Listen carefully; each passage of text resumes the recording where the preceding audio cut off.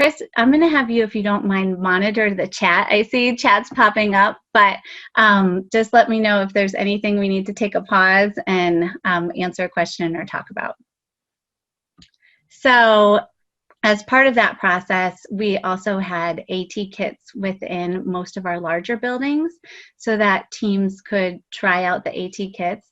We also had trained AT liaisons within buildings who could pretty much problem solve, you know, a lot of the simple programming or issues that might come up. So when we were called in as part of the AT assessment, at that point, often the team had already tried multiple things, and we were coming to maybe help with the next step or next direction, or maybe a different device that they didn't have access to. So that made our jobs a lot easier. And the other piece about that is often the families already had some familiarity with the team building, or with the buildings and the teams. And so they felt more comfortable being able to communicate and talk to people they already knew versus me coming in who didn't know their child and didn't have any experience or background history with the family. The one part about AT assessment is that there isn't a specific test for AT, and so just working as a team with the families being part of that team as a dynamic process. And if it's not collaborative, then the team members, including the family, may not be invested if they don't feel like they were part and that they were involved. Okay. So when you start that process and you begin trialing systems and devices, it's important that the family and the caregivers are also trained on what you're trialing. So we would have our meeting, and then immediately after, the family would stay, and I would train them on that device. I would do some simple programming because we're just trying, but some things that were maybe key vocabulary that would really highlight the system and use at home. And then making sure the families had access to the systems trialing at home, and then having open communication during those trials. So, you know, checking in and seeing how things are going, both with your staff and then also with the family to see how the process is working, and just having good dialogue and communication during the process so everyone feels like they're part of the decision and on board. So once we then have finally chosen through the process an AAC device or AT device and added it to the IEP, then we look at the implementation plan and the training. And so we do know that all adult learners come to new learning from previous knowledge, past experiences, and their cultural beliefs. And so we need to look at that as well as what type of learners adult learners are as we're trying to teach them and help support them and give them strategies about implementation in AAC. So the format learning system was developed by Bernice McCarthy, and since I am a big early interventionist, it's also something that's used a lot in Hannon. And we're just briefly going to talk about some of the different adult learning styles. But all of us may have components of different learning styles, but many of us have one learning style that tends to fit us best. And so the parents of the children and caregivers that we're working with may have a style that works better for them. And that's why having some feedback and dialogue can really help, and encouraging your teachers and SLPs to be aware and have that open communication so that we can help them with next steps in learning. So if we take a look at imaginative learners, they learn best from situations that are related to their personal experiences. They need a reason for learning. Sometimes they need some time after they're presented with information to kind of process how the new information fits with the old information they already know. And their question that they might be asking is why. We have the analytic learners, and they like to see the research, they like to see the facts, they like to hear the experts. They may want you to, to show them or have experts show them videos of modeling, and this is how you do it. This is what it looks like. And their big question is what? Next one is common sense learners. They want information and facts, but then, they want to know the why, they want the information and facts, but then they really want to be hands-on. And these learners may benefit from time to try out the skill, but then may also benefit from some coaching and feedback. And their question is how? And then dynamic learners take action and like to discover things independently through trial and error. So they like to maybe just try with the device for a while and then come back with a check-in and maybe some more feedback and coaching as well. And their question is what if? So I love the AAC coach, Kate McLaughlin. She has a Facebook page, and she also has files. She has a separate Facebook page with files, but she has a lot of very friendly parent memes such as this that you can share with families. But really, when we start talking about AAC with our families, helping to give them the big picture. And yes, you might have more success, and it might be easier if you have something with 4 choices. You might get a better outcome right away or better output. But really, trying to help parents see that it's a marathon and not a sprint. It takes time to learn a new language, and that's really what we're doing. We're teaching these kids a new language, and they as caregivers are learning a new language too. And the rationale for why we put forth the effort because of what we want our long-term outcomes to be. So because we know that parents come from to new learning from past experiences, one of the things in a training that I always like to just throw out there right away is AAC Myths. And I know we're all familiar with those, but parents are still hearing them. And so just letting them know that no, AAC will not hinder speech development. If anything, it will increase their verbal speech. Young children benefit from AAC. You don't have to reach a certain age. There aren't prerequisites to AAC. And so I listed just some links there to some different information. One is from ASHA, just about myths, and might be helpful to share with families.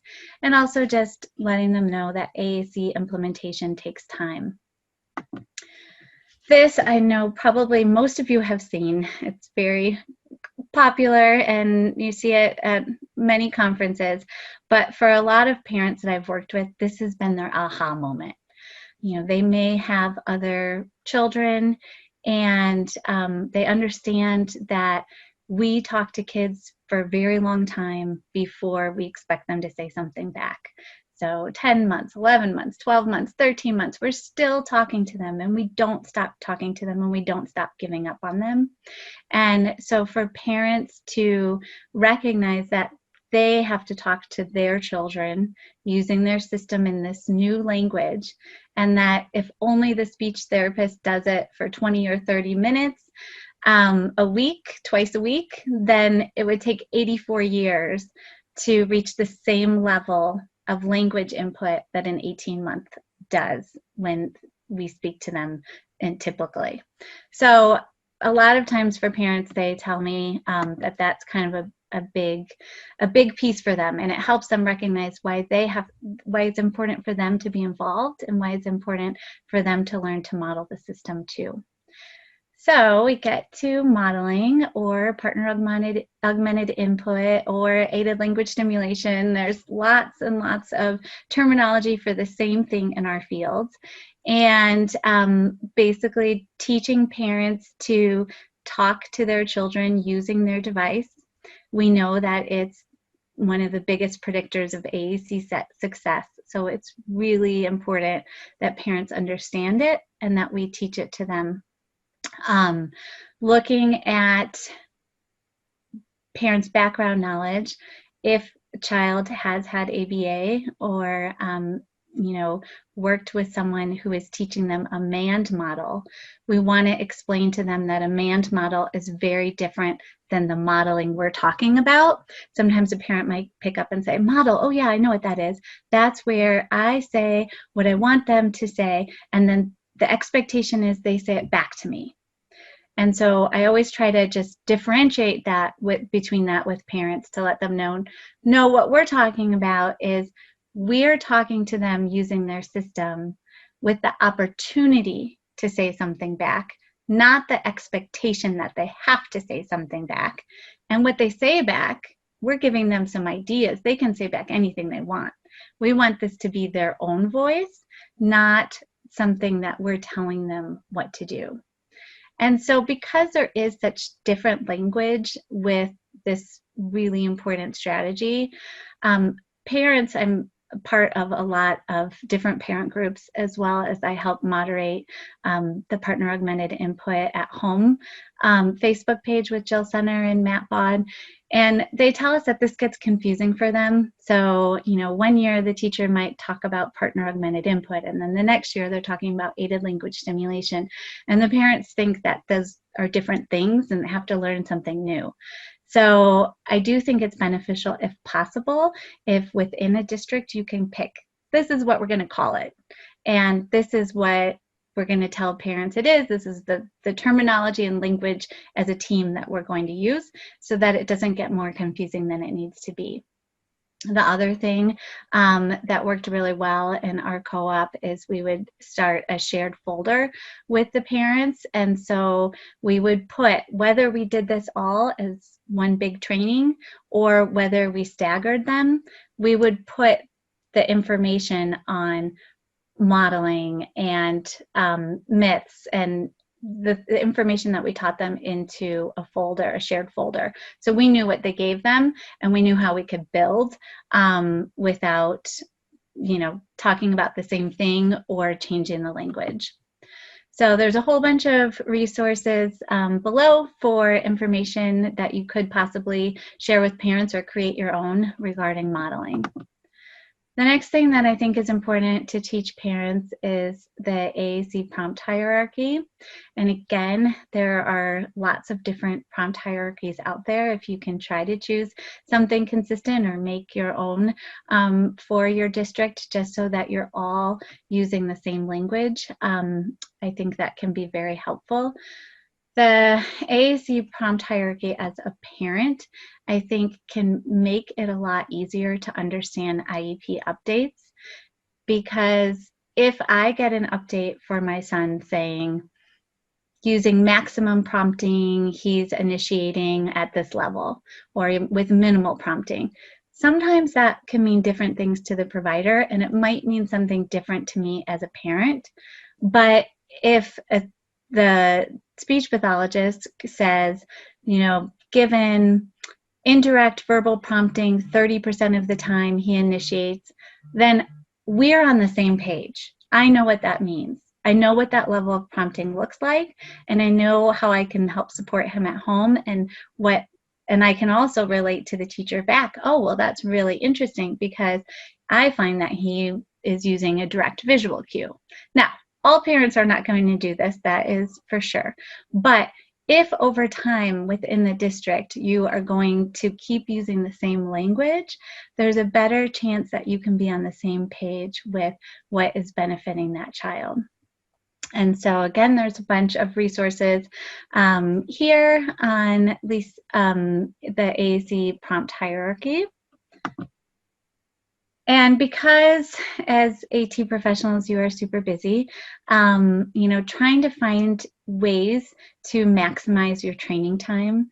So, if I had a student who was maybe just changing systems, and there might be a few easy changes and updates to the system, but they were a pretty proficient user, then I could train the student and the caregiver at the same time. Or if the caregiver couldn't be there, I could take a video and share with the caregiver what I was showing the student.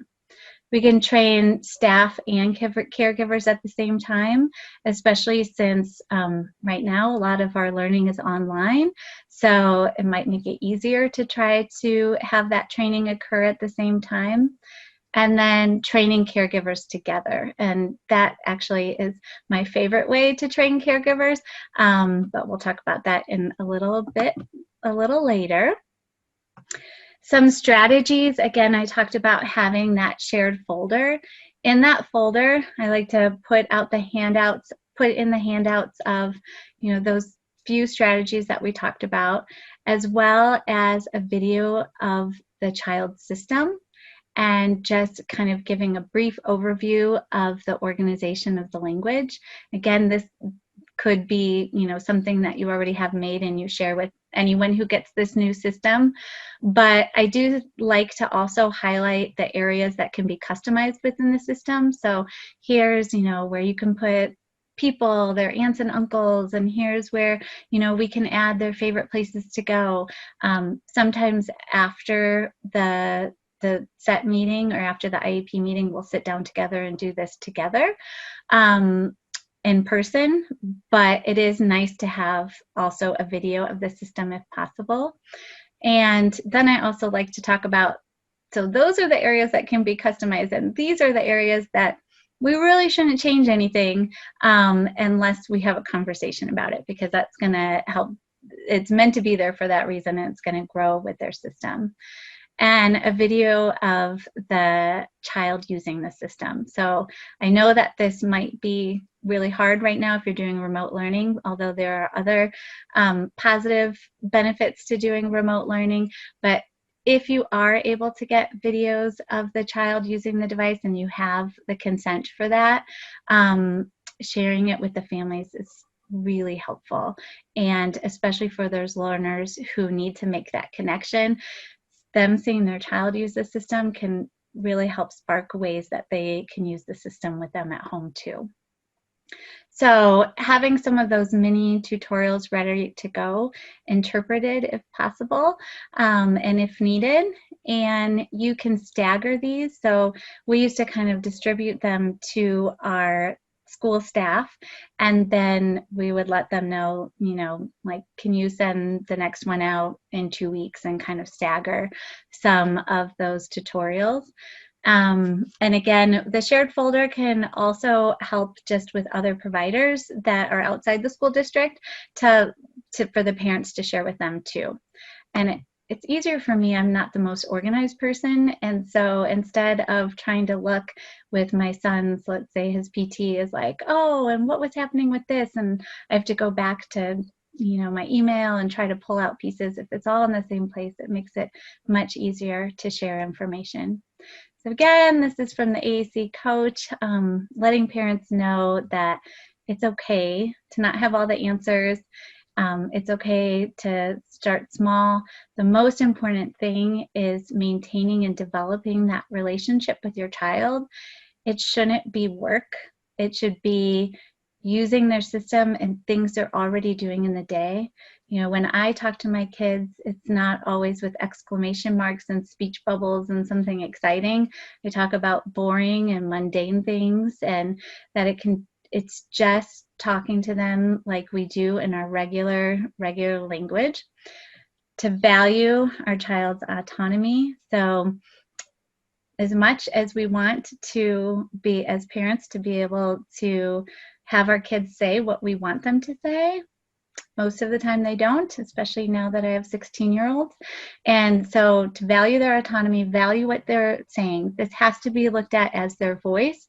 If it's looked at as answers to a test, or what the teacher wants me to say, or that mom wants me to use my manners only, it's not going to be considered as their voice. So to model, to be kind to yourself, to keep going. After we give, the information on the why, then kind of giving them some incremental small steps to get started. And it can be overwhelming for the student and the parent learning a new language. And it's okay to start small. It's okay to make mistakes. So I tell my families, it's fine. Don't worry if you can't find something. let the child know what you're doing. You know, say, I'm looking, I wonder where this would be. Let's see. Is it under categories, vehicles? No, it's not. Shoot.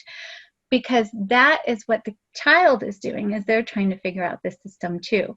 So sometimes I think it's even better when someone is just learning and trying to model and find language, because that's what the new AAC user is doing also. With POD, we often sometimes say to families and teams is the first thing is just having the system present.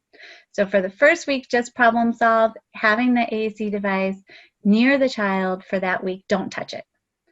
And of course, a week or two later, some families are like, oh, I figured that out right away. And I touched it. I learned how to say a couple things to my child. And some families are like, whew, we finally figured out how to carry it with us. So everyone's going to be at just a little bit of a different level. And that's why having that open communication and dialogue is so important. And teaching our team members, teaching their teachers, teaching their SLPs how to have some of that open communication, and how we can support our team members by giving the resources, having them available for them to share with their families, as well as, teaching them about some of that dialogue. And so looking at next steps, every district might do this differently. You might have a strategy of the week, communication focus of the week, core word of the week. One thing I noticed when I was going, because as a co-op, there were many districts that were part of the co-op. And so I noticed sometimes that teams and classes and buildings were doing an awesome job of this, but they weren't always sharing with families. And so if you're already doing it, just, encouraging the teachers to also share that with families. Not that it's homework, not that it's something extra for them to do, but just so they have the knowledge that this is what's happening, and they can use some of that same vocabulary and practice it if they choose to. And so here's some examples of what some small steps might look like. This is from Children's Hospital of Richmond in Virginia. And there's a link at the bottom, but if you're working with young children, it gives different ideas for how you can provide modeling within specific child activities. And the link at the bottom, if you click, there's ones for many, many different play-based routines that give some examples that you can send home to families. In POD, when we're starting small, we might say, this week we're going to focus on the communicative function of commenting and expressing opinions. So when we're modeling this week, we're going to try to find, I like it, I don't like it, it's boring, it's yucky, it's good. So kind of teaching families to implement a new pragmatic branch that you should be able to use all the time. And then, like I said, there are lots and lots of resources, so I listed some at the end that have like core vocabulary of the week, core vocabulary of the month. So if that's the implementation that your district does, there's lots of resources to share with families with that as well. So supporting families, what are the priorities for the families, and how can you support that for buy-in? Having that open dialogue so that before there's, and so there's not a communication breakdown and you can fix things before it becomes a big problem. Some of these pieces do take some time, but I feel like the time for some of that dialogue and open communication makes things easier down the road. If you can support a parent in using the system and support the team in using the system, although the child may change and everything is dynamic, you're still working together and you can see what's happening and talk about next steps for those changes. Supporting families, giving opportunities for other parents to connect, and introducing them to AAC role models I've found have been really helpful.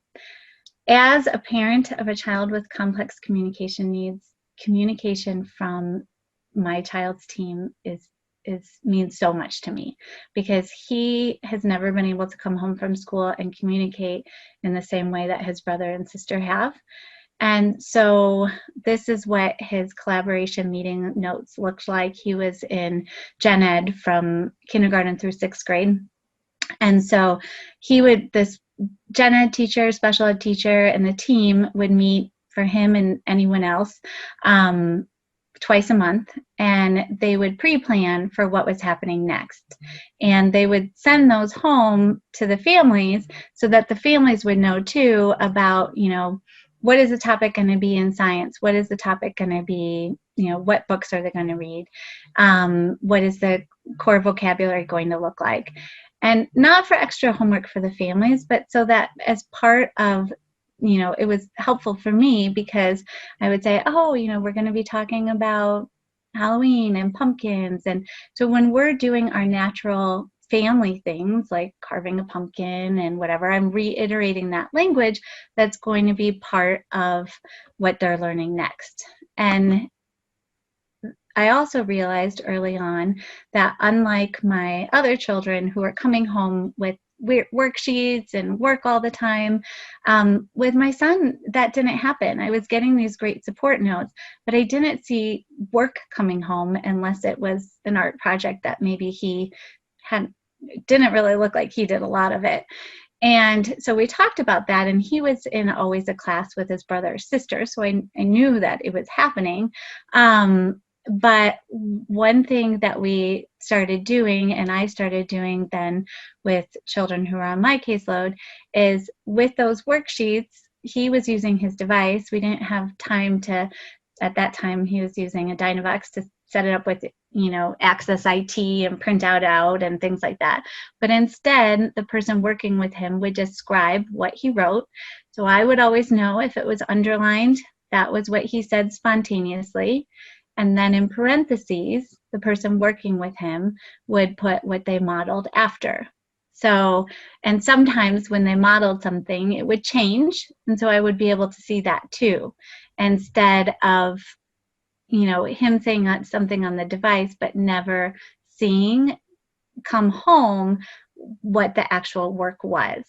And there's a lot that I think for someone's self-esteem that happens when you bring things home. Kids want to bring something home with a sticker on it or an A+ and show their parents.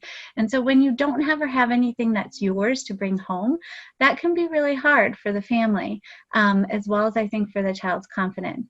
So another piece for communication that we would use is, especially for kids who maybe didn't have easy systems to use, like we're using two-step scanning or partner-assisted scanning, but we would start a communication book back and forth, and not writing down everything that the student said, but some unique things. So here's just an example of that of a communication book of a student of mine, where C was the paraprofessional that was working with her, and she said, "I forgot my glasses again." And then S, Savannah, said, "You looking good." And then C said, "You go outside today?" And she said, "Yeah." And then said, "Awesome" in her book. So as a parent, I love hearing about my son's communication during the day. And again, it was not writing down everything they said, but something unique or different. And then the parents would also write back something unique or different that the child would say, like, "Wow, Savannah said the coolest thing today."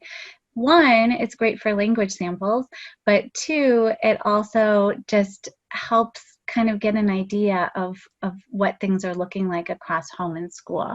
And so the paraprofessionals that I worked with when I was part of the AT team, we would come in and do trainings for the teachers and paras. Some of them, they really enjoyed this, and they enjoyed getting the feedback from the parents too.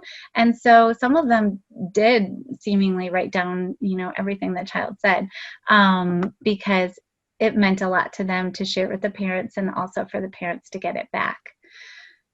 Talking about AAC role models, and I think that's one of the benefits now that some of us are in remote learning or hybrid, is that parents are able to see other children in the classroom and see the way that they're communicating that maybe their child is not doing yet. One of my friends who's a teacher, she said that's been kind of one of the coolest things that she's seen. Savannah, who is the girl on the right, is in her classroom, and she's a really competent AAC user. And so while they've been in remote learning, for the families to see Savannah communicate, they started reaching out to the teacher for more information on, okay, well, what else can I do to implement this at home? You know, now I see, for those learners who need to see and make that connection, now I see what that looks like. And it's someone who looks like my child. And so how seeing an AAC role model can be really big for families. In the middle is my friend Brad, and I've been friends with Brad for over 20 years. And he has been awesome as an AAC role model. He would come into the high school I was working at and chat with the students and, you know, let them ask questions about, you know, what he did after high school and ideas for them and talk back and forth. But we also, usually about every other year, we would have Brad come and talk to the staff as well as invited families. And so, you know, you might have a family with a child who's in kindergarten, and for them to see, like, okay, his body looks kind of like my child's body, and, you know, look at how successful he is. Brad has a college degree, he's a designer. There's a whole bunch of text on his picture because he calls himself the AAC man. And since he's a designer, he has rigged up his chair to do like everything possible. And so seeing a long-term, you know, Savannah is a peer as an AAC role model. Brad is a long-term AAC role model.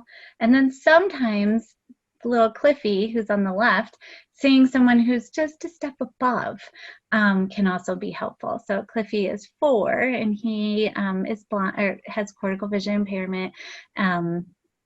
Said 16 surgeries, very medically involved, but he's really good partner-assisted scanning user. And I have a 3-year-old who, you know, she's struggling a little bit because her daughter's not always very clear, and she's having a hard time seeing where communication is going. So with their permission, I connected them to each other, and, you know, Cliffy didn't look super clear at 3 either. So to kind of see, oh, you know, it's worth putting in the effort, it's worth the work. I see now what it can look like.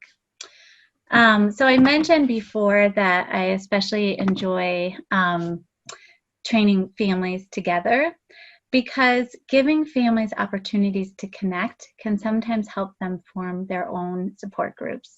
And I feel like any of us who have been through something unexpected, you know, maybe breast cancer or something like that, we have our experts, we have our team members, we have the doctors and nurses, but when you're able to talk to somebody who's going through the same thing and living the same daily life as you are, it can really help with understanding of what's happening, as well as working together towards, you know, supporting each other. So on the far right is Zippity Zoo Day. We used to, in our community in Chicago at Brookfield Zoo, we would have a big day where we invited AAC users from all over to come to the zoo.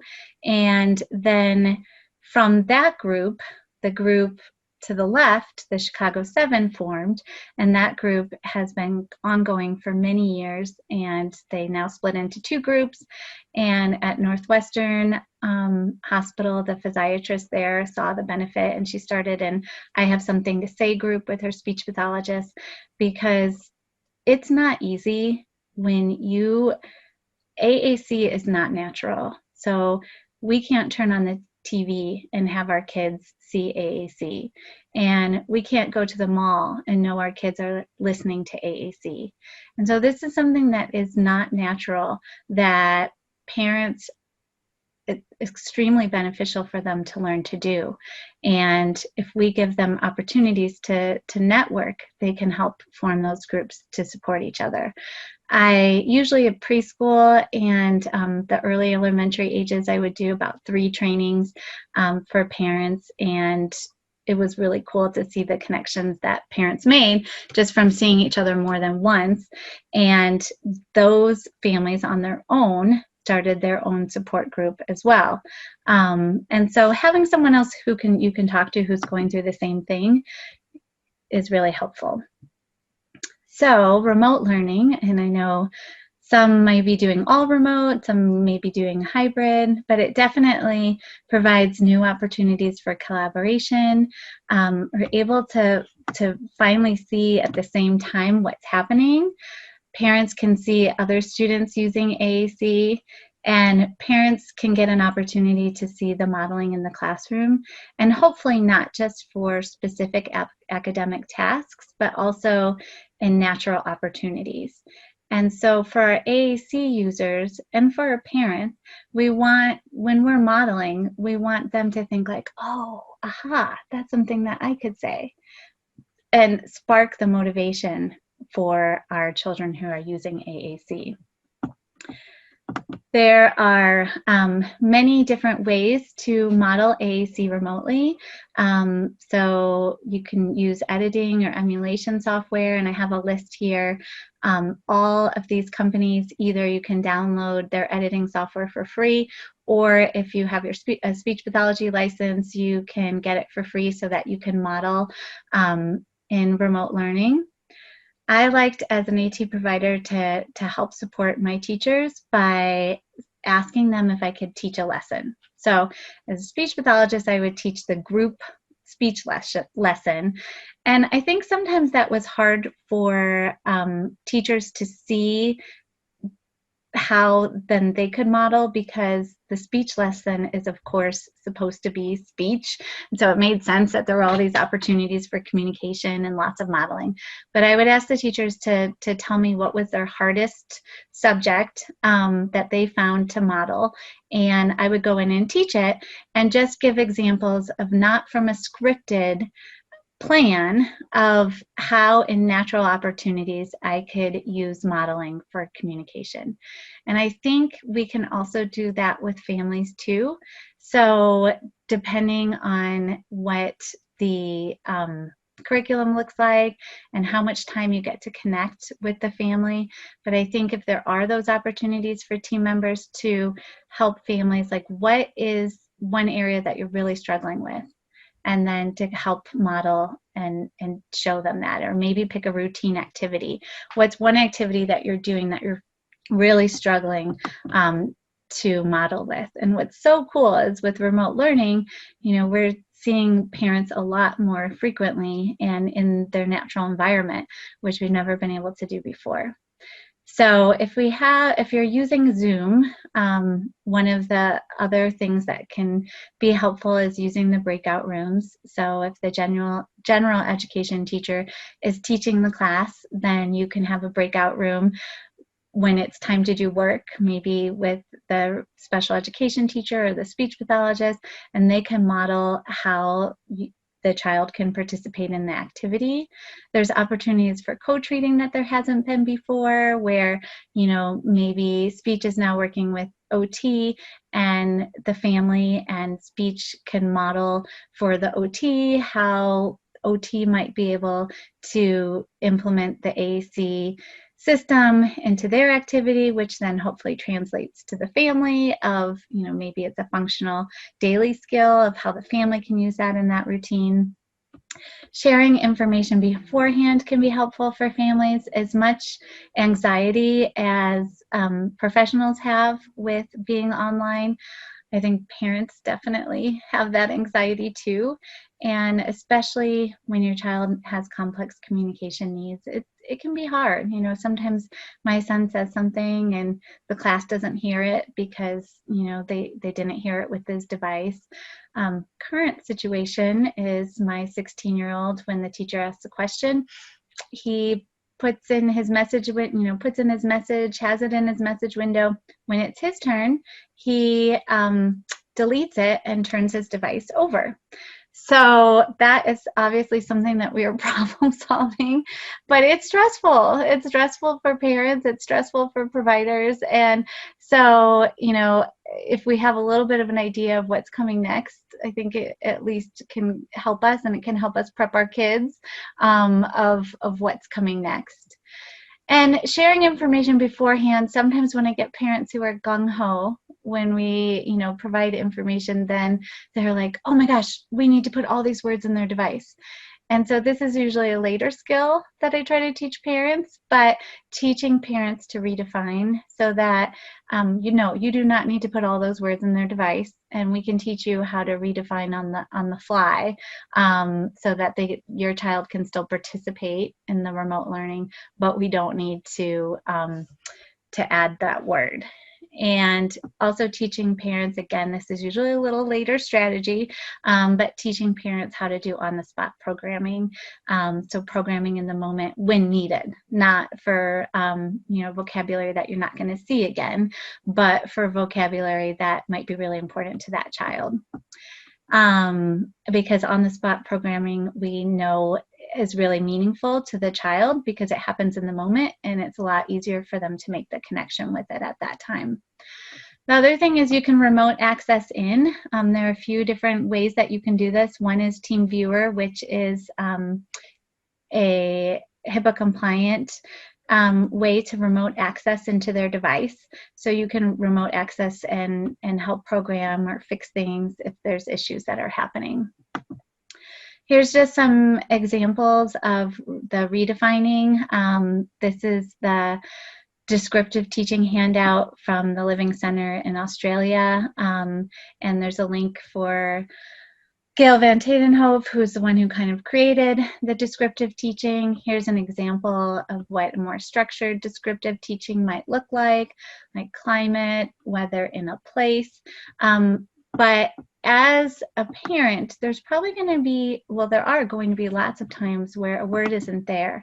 And so if you can teach them how to just use descriptive teaching, that can be really beneficial for the child and family. Coaching. So now that we are doing remote learning in many places, it's a great opportunity for helping to coach the parents. We have a better idea of where they're at. I have some parents who are afraid to touch the device, and I have some parents who I feel like should have been AT speech pathologists because they're amazing. So everyone's going to be at a different level.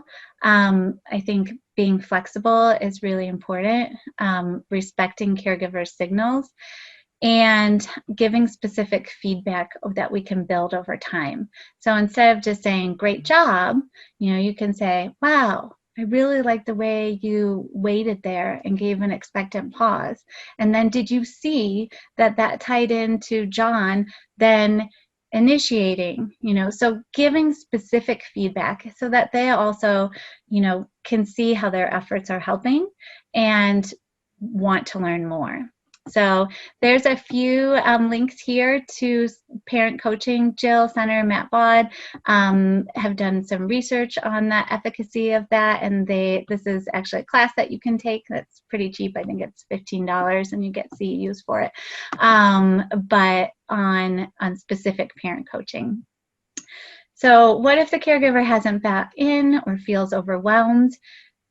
I had this happen a lot. And the biggest thing, I think, that all of my families did not buy in, for sure. I would say like 20 to 30% initially did not. But I tried not to give up. I was lucky that when I became part of the AT team, I also still had a very small caseload. And so I try to encourage that I saw for many, many years. And so I try to encourage teachers and teams to, you know, not give up. There are times when we are ready and accessible for learning, and there are times when we aren't. If our kids are having big medical issues happening, if, you know, there's something happening in the family, if they're concerned about something else, they may not be accessible for learning at that time. And so what I would do is I would just keep sending home, you know, samples of what their children were saying, keep sending home little video clips of what their child were doing. And one family, it took 2 years. The mom came in and she's like, okay, I'm ready to learn. Another family, it took 4 years. The mom came in and she was like, okay, like it's time. I'm ready to learn. I see that, you know, they're communicating so well at school and I haven't wanted to bring the device home. So, you know, I think all we can do is just keep sending home information, and hopefully at some point they will buy in. Here's some resources specifically for families that you can share with families if they are interested in seeing more families modeling for their children at home. So there are some resources there, as well as a whole bunch of references. There's like Becca Eisenberg, she has great little videos that are, I think, would be really helpful to share with parents on partner augmented input and descriptive teaching and things like that. There are lots of resources out there. So not really having to reinvent the wheel, but to use what's out there and make it your own. And I would love to hear if there's any questions, or if you have something that you feel like has been really, really helpful in connecting with the families that you're working with. You also please feel free to reach out to me anytime if you have questions. But I do think that it takes time in the beginning, but once the parents have bought in and are implementing at home, it's really exciting because you see more positive outcomes and long-term success.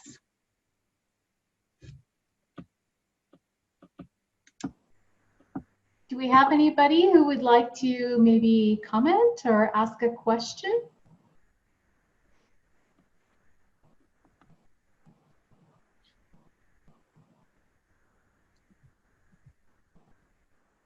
It's been a pretty quiet group today. Yeah. Lots of great ideas, though. Thank you, Rebecca. You're welcome. Yeah, and I think it's, you know, it's okay to start small too. So I mean, these are ideas that happen over time, and they're, you know, they were not implemented right away. So we started with one big parent training and then having mini handouts ready to go. Then we started with, you know, so I think it's just really, you know, it doesn't have to be things that you start implementing them all, but just some ideas. And I do think the biggest piece is just getting parents involved from the beginning. Those preschoolers that started, you know, with the SET framework and started with AAC assessment, they often didn't need a lot of training later until we were moving to new systems, but they already had the foundations for AAC implementation. Oh, and I see somebody asked, is there a handout? And there is. There is a handout that should have come with your email, but if not, feel free to email me and I can send you another one. It should have gone out earlier today, I believe, but we can send it out again. Okay, well, if there's no other questions, thank you. And I appreciate the opportunity to get to talk to you today. Thanks again, Rebecca. All right, thank you. Bye, everybody.